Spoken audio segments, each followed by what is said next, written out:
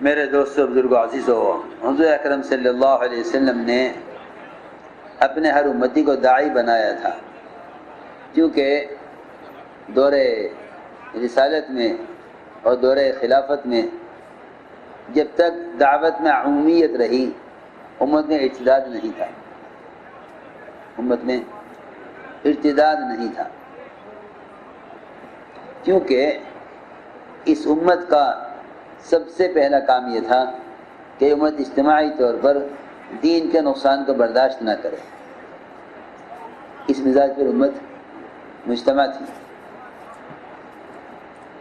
اور ہر ایک دین کا داعی تھا، دعوت کسی جماعت کا کام نہیں تھا۔ اس زمانے میں لوگ یہ سمجھتے ہیں، پڑھے لکھے خاص طور پر، کہ دعوت و تبلیغ کا کام اگر ایک جماعت کر لے تو باقی سب کی طرف سے فریضہ ادا ہو جائے گا۔ یہ اتنی بے عقلی کی سوچ ہے، کیونکہ میں آپ کو بتاتا ہوں بات اصل۔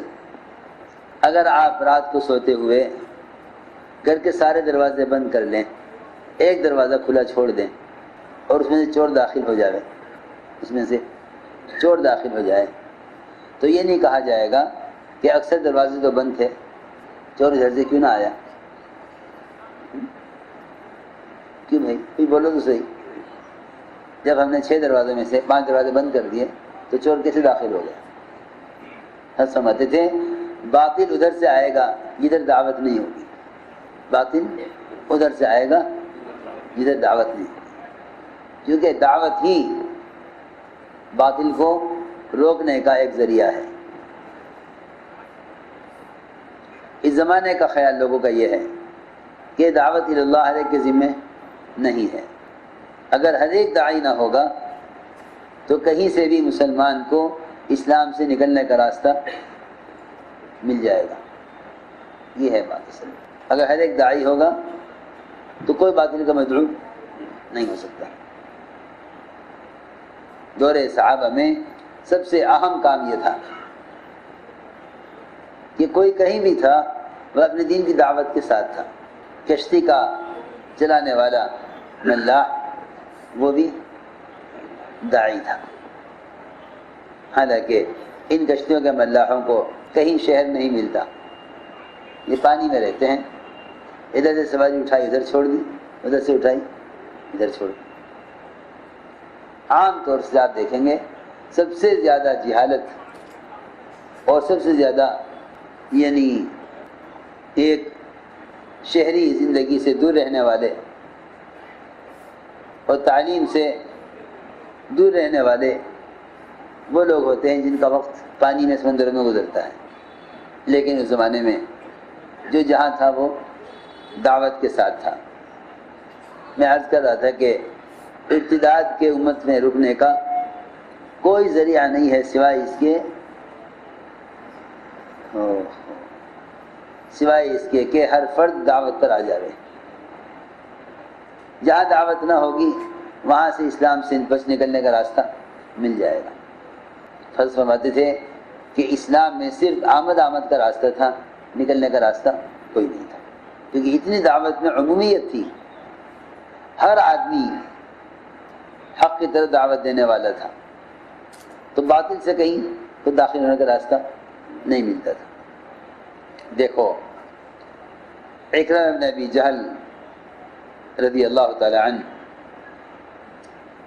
ان کے اسلام لانے کا قصہ میں اس لیے واقعات پڑھتا ہوں کہ بھی ہماری اصل میں طبیعتوں پر دعوت دینے کا غلبہ نہیں ہے۔ حضرت فرماتے تھے کوئی کام غلبہ حال کے بغیر پورا نہیں ہوتا،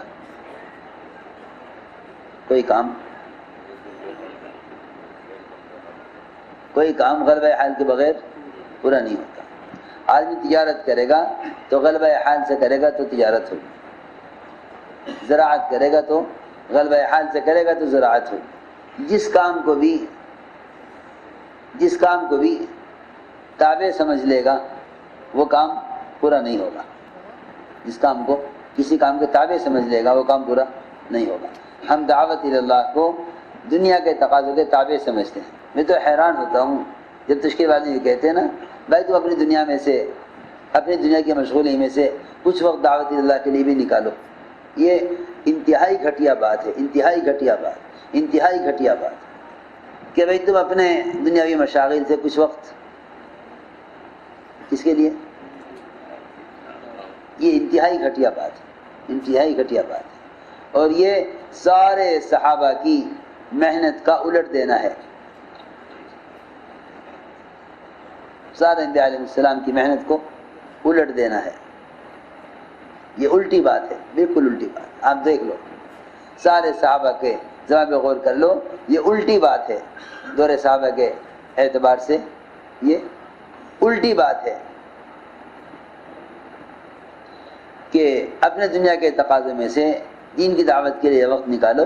یہ الٹی بات ہے، کیونکہ صحابہ کے زمانے میں بات یہ تھی کہ دنیا کے تقاضوں کے لیے کچھ وقت دعوت اللہ سے فارغ کر دو. یہ دور صحابہ میں بات یہ تھی. اس زمانے میں کام کرنے والوں کا حال یہ ہے کہ وہ تشکیل کرتے ہیں کہ بھائی کچھ وقت تبلیغ میں بھی لگاؤ، کچھ وقت تبلیغ میں بھی لگاؤ. تم تاجر ہو رہو مگر کچھ وقت تبلیغ میں بھی لگاؤ. اس کا مطلب یہ ہے کہ تابع کو مطلوع کر دیا، مطلوع کو تابع کر دیا. یہ سب کا مزاج بنا ہوا، سب کا، کہ کچھ وقت تبلیغ میں بھی لگانا چاہیے. حالانکہ دور صاحب میں بات یہ تھی کہ کچھ وقت گھر کی ضروریات میں بھی خرچ کرنا چاہیے. اس کے لیے انصار صحابہ نے جب اسلام پھیل گیا اور اسلام کو قوت حاصل ہو گئی اور مسلمانوں کی تعداد بڑھ گئی اور کام کرنے والا عملہ تیار ہو گیا، تو انصار نے یہ سوچا کہ 6 مہینے مدینہ منورہ میں رہ کر اپنے کچھ کاروبار دیکھ لیں، کچھ کھیتی باڑی، کچھ زمیندارے کو سنبھال لیں. 6 مہینے کے بعد جہاں چاہے بھیج دو، ہم 6 مہینے مدینہ منورہ میں رہنا چاہتے ہیں. اور فرماتے ہیں انصار کہ ہم نے اسلام اور اللہ کے رسول کی محبت کے ساتھ یہ سوچا تھا. یہ نہیں کہ منافقین کی طرح دین کی محنت سے جان بچانا چاہتے ہوں، منافقین کی طرح نہیں. یہ اس کا مطلب ہی یہی ہے ان کی بات کا کہ ہم نے جو سوچا تھا وہ اللہ کے رسول صلی اللہ علیہ وسلم کی محبت کے ساتھ اس بات کو سوچا تھا کہ ہم 6 مہینے مدینہ منورہ میں رہنا چاہتے ہیں، 6 مہینے کے بعد جہاں چاہے بھیج.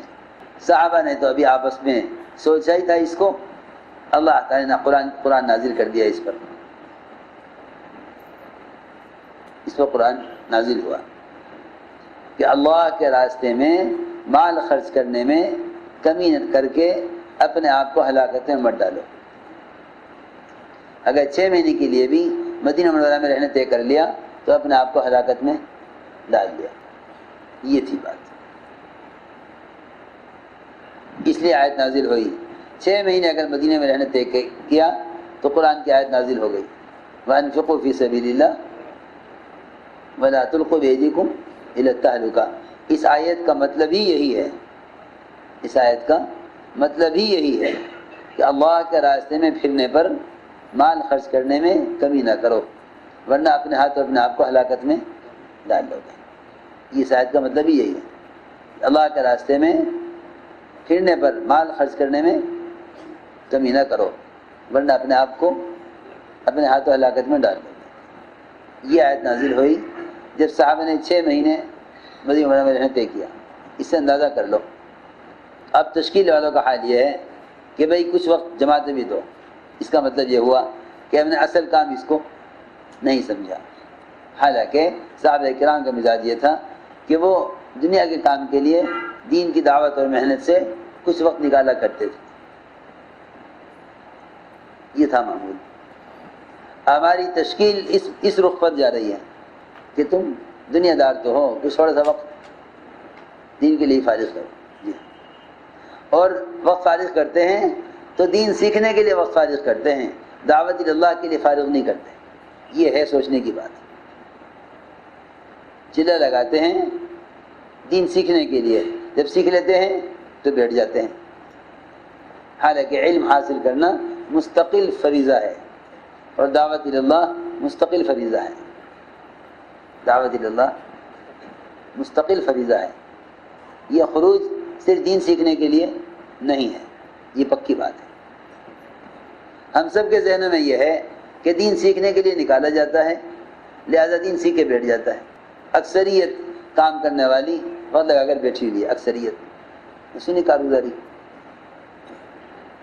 اس کی وجہ یہ ہے کہ ہم نکلنے کے لیے تشکیل جو کرتے ہیں وہ دین سیکھنے کے لیے نکالتے ہیں. نکلنے کو مستقل کام نہیں سمجھتے، نکلنے کو مستقل کام نہیں سمجھتے.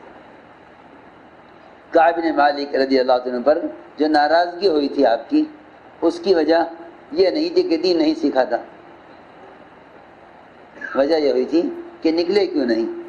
یہ ہے بات اصل. ناراضگی اس پر نہیں تھی کہ دین نہیں سیکھا، ناراضگی اس پر تھی کہ نکلے کیوں نہیں. اس واقعے سے معلوم ہوتا ہے کہ اللہ کے راستے کے خروج میں کمی کرنا اللہ کی ناراضگی کا سبب ہے. یہ بات ہے، ہم سب کے سوچنے کی بات یہ ہے. تو میں عرض کر رہا تھا کہ ہر ایک اپنے دین کا داعی تھا جہاں بھی تھا. کلمہ لا الہ الا اللہ اس کی دعوت اتنی عام تھی کہ اگر کوئی اسلام سے بھاگنا بھی چاہتا بچ کر تو بھاگ نہیں سکتا تھا. سنو، سب سے زیادہ آپ کو ستانے والا ابو جہل، ان کے بیٹے اکرمہ، وہ کیسے ایک کشتی والے کی دعوت پر اسلام میں داخل ہوئے. اصل میں دو موقع ہیں دعوت کے، ایک گھر کا ماحول، ایک باہر کا ماحول. اگر ان دو طرف سے دعوت ملے تو پھر کوئی راستہ نہیں ہوتا سوائے دین کو قبول کرنے.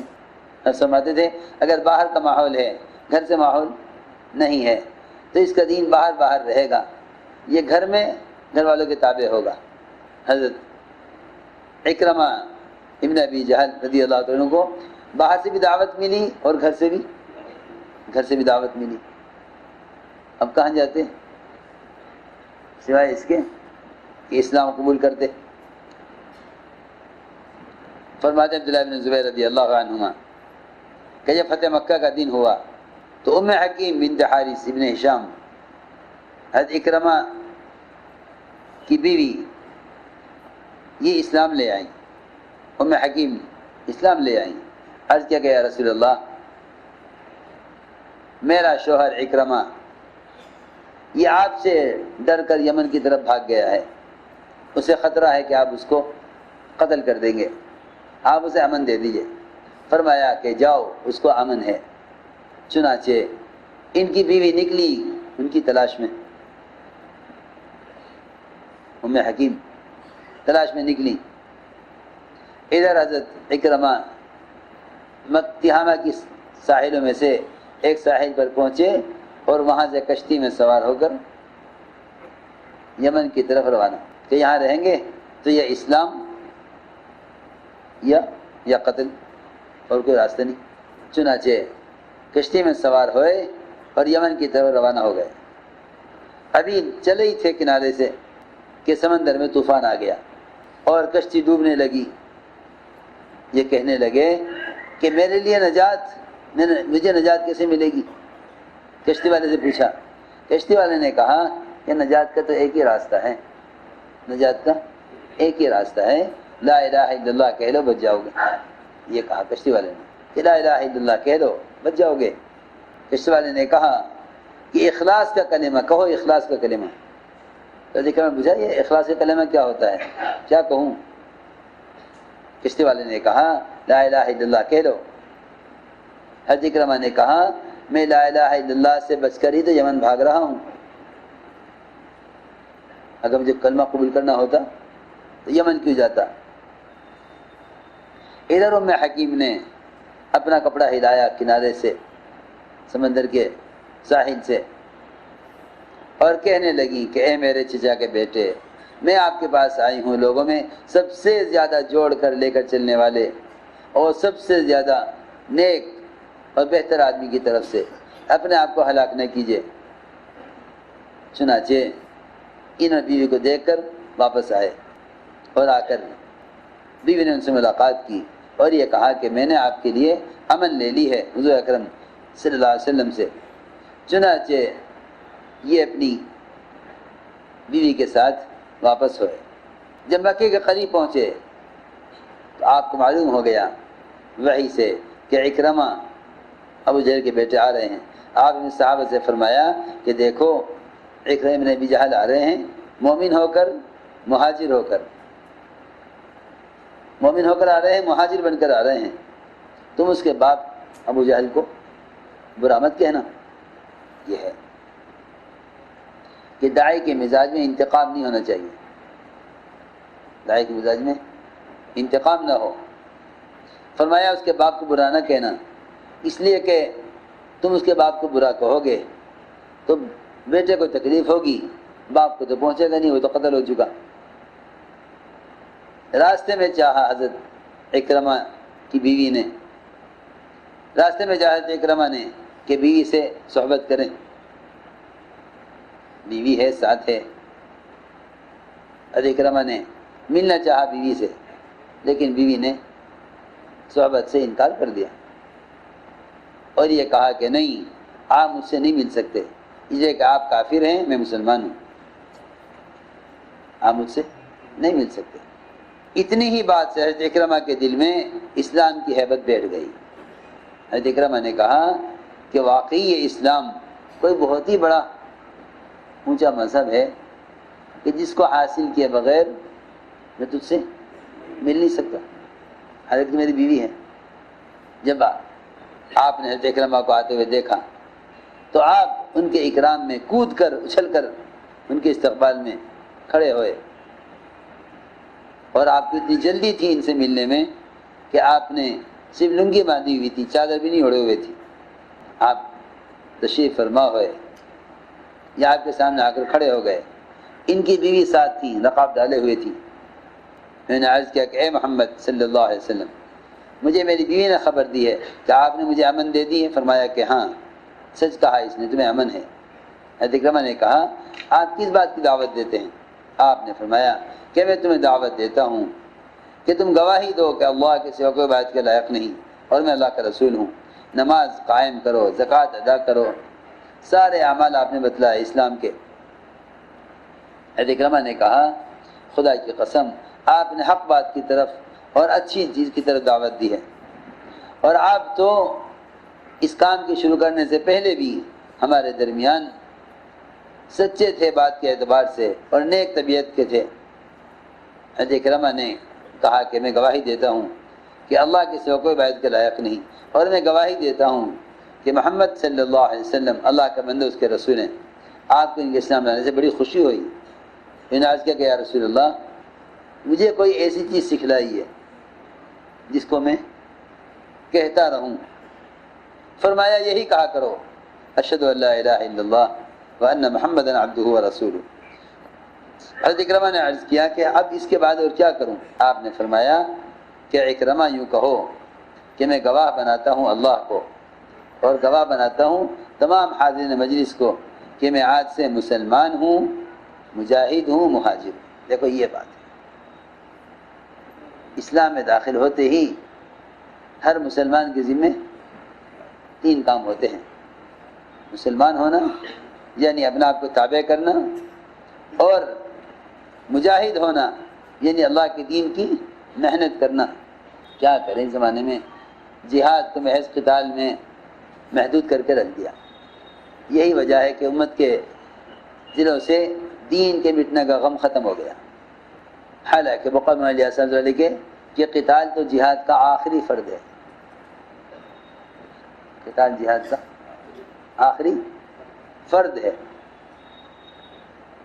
قتال جہاد کا آخری فرض ہے، آخری معلیاسا کا ملفوظ ہے، قتال جہاد کا آخری فرض ہے۔ اور لیکن اللہ کی شان، صحابہ کو ایسی فکر تھی امت کو جہنم سے بچانے کی کہ وہ قتال کے میدان میں بھی دعوت دیا کرتے۔ یہ نہیں کہ دعوت تو دے دی، فارغ ہو گئے، دعوت سے فراغت نہیں، میدان قتال میں بھی صحابہ دعوت دیتے تھے، تو یہ فرمایا کہ اکرمہ یہ کہو کہ میں آج سے مسلم ہوں، مجاہد ہوں، مہاجر ہوں۔ حضرت اکرمہ نے اسی طرح کہا۔ آپ نے فرمایا کہ اے اکرمہ، جو تم آج مجھ سے چاہو گے وہ میں تمہیں دوں گا۔ حضرت اکرمہ نے کہا کہ مجھے اور کچھ نہیں چاہیے، نئی درخواست آپ سے یہ ہے کہ آپ میرے لیے اللہ سے استغفار کر دیجئے۔ میں نے جتنی آپ کے ساتھ دشمنی کی ہے اور جتنا میں نے آپ کے خلاف کوششیں کی ہیں اور جتنا میں نے گھوڑے کو دوڑایا ہے آپ کی مخالفت میں، یہ جہاں جہاں میں نے آپ سے مقابلہ کیا ہے یا میں نے کوئی بات آپ کے خلاف کہی ہے آپ کے سامنے یا آپ کے پیچھے، آپ اس سب سے میرے لیے اللہ سے استغفار کر دیجیے۔